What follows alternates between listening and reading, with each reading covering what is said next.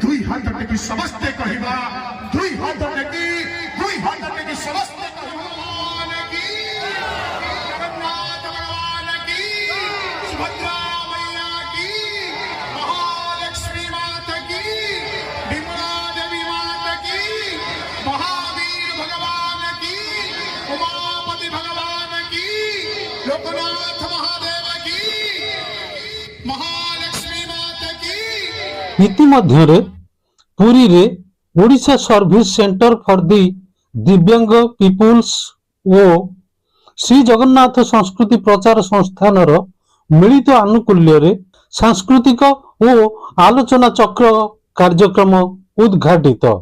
पुरी रो पवित्र माली जगह ठारे Odisha service centre for the दिव्यांग पीपुल्स एवं श्री जगन्नाथ संस्कृति प्रचार संस्थान इंडिया रो मिलित आनुकूल्य रे एक भव्य उद्घाटन संवर्धना उत्सव एवं आलोचना चक्र अनुष्ठित हो जाइछि।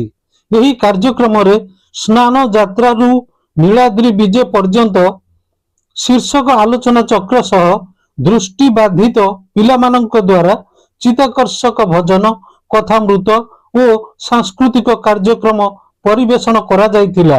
दिव्यांग पीपुल्स ऑर्गेनाइजेशन और जगन्नाथ संस्कृति प्रचार संस्थान ऑर्गेनाइजेशन मिलित सहयोग आज कार्यक्रम दिव्यांग भाई भौणी माने भजन परिवेषण जगन्नाथंकर जो जिनस गुड़िक शास्त्र और परंपरा जाए अनुजाई हवा कथा ताकू आम प्रचार प्रसार करूँ। आम भी समस्त ओडिशावासी को आह्वान करूँ त्रिसंध्या करने त्रिसंध्या उपासना होउची मनुष को दिव्य करे जीवन को दिव्य करे। तेणु आज भी पुणी भी जो ओडिशा सरकार सहयोग में दुईटी सांस्कृतिक टीम आसी त्रिशक्ति कटक संस्कृति भारती खोर्धा से माने भी अति सुंदर भाव भजन परिवेशन भजन सहित नाच डांस परिवेशन। यही सारस्वत उत्सव को पुरी मान्यवर लोकसभा सदस्य श्रीजुक्त संबित पात्र मुख्य उद्घाटक भावे जोगदे प्रदीप प्रज्वलन पूर्वक आनुष्ठानिक भावे उद्घाटन करथिले।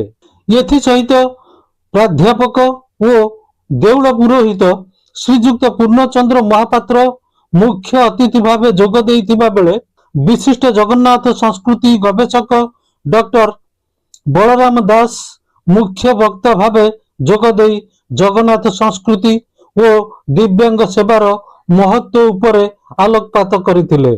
सामान्य वक्ता भावे डॉक्टर प्रदीप आचार्य एवं डॉक्टर शशिकांत रथ जोग देई स्नान यात्रा रु नीलाद्रि विजय पर्यंत महाप्रभुंक गुप्त नीति और लीला संपर्क रे तात्विक आलोचना करथिले।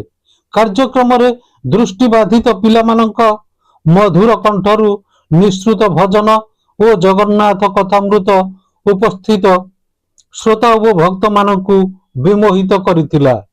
ओडिया सर्विसेज फॉर दिव्यांग पीपल एवं श्री जगन्नाथ संस्कृति प्रचार संस्थान इंडिया को मिलित आनुकूल्य रे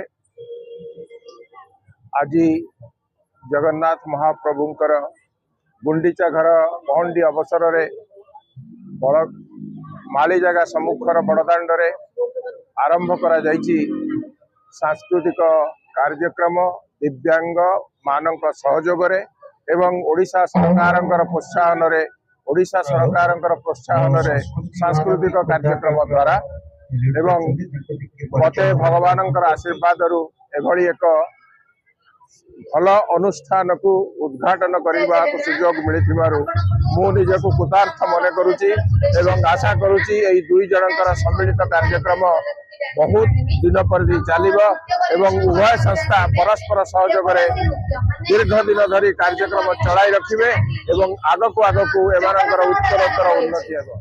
Odisha service centre for the दिव्यांग पीपुल्स रो सभापति श्री भवानी शंकर पाढ़ी एवं श्री जगन्नाथ संस्कृति प्रचार संस्थान इंडिया रो सभापति डॉक्टर नारायण महापात्रंक प्रत्यक्ष तत्वावधान और सहयोग रे यही समग्र कार्यक्रमटी सफलतार सह संपन्न होइतिला।